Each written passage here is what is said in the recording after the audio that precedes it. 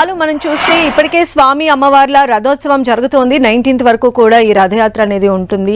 So ఈ టైంలోనే ఈ రత్న భాండాగారాన్ని ఓపెన్ చేయాలి అనేటువంటి డెసిషన్ తీసుకోవడాన్ని ఏం చెప్తున్నారు? ఇది రాజకీయ రంగు పులుముకోవడం అయితే మనం తెలుసు, గతంలో చూస్తూ ఉన్నాం.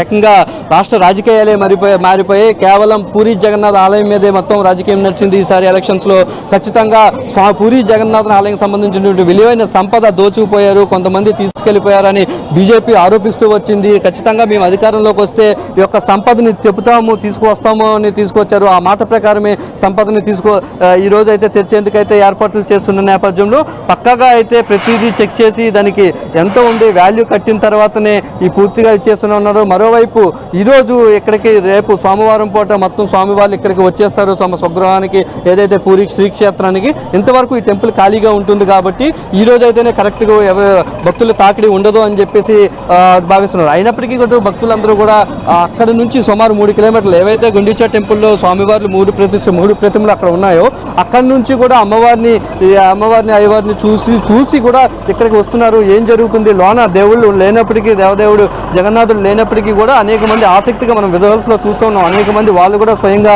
ఫోన్స్లో ఏం జరుగుతుందని బంధిస్తూ ఉన్నారు.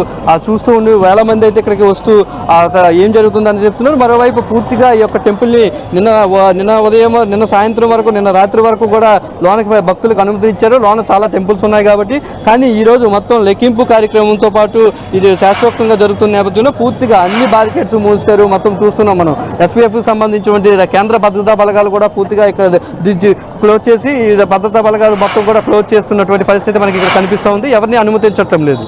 రైట్ బాలు, మరిన్ని అప్డేట్స్ కోసం మళ్ళీ కాంటాక్ట్ చేస్తాం. అది మొత్తంగా మనం చూస్తున్నాం పూరి జగన్నాథుడి రత్న భాండార్ తెరవడానికి సర్వం సిద్ధమైంది. అక్కడ నుంచి లైవ్ అప్డేట్స్ ఎక్స్క్లూజివ్ గా 10 టీవీలో కొనసాగుతూనే ఉంటాయి.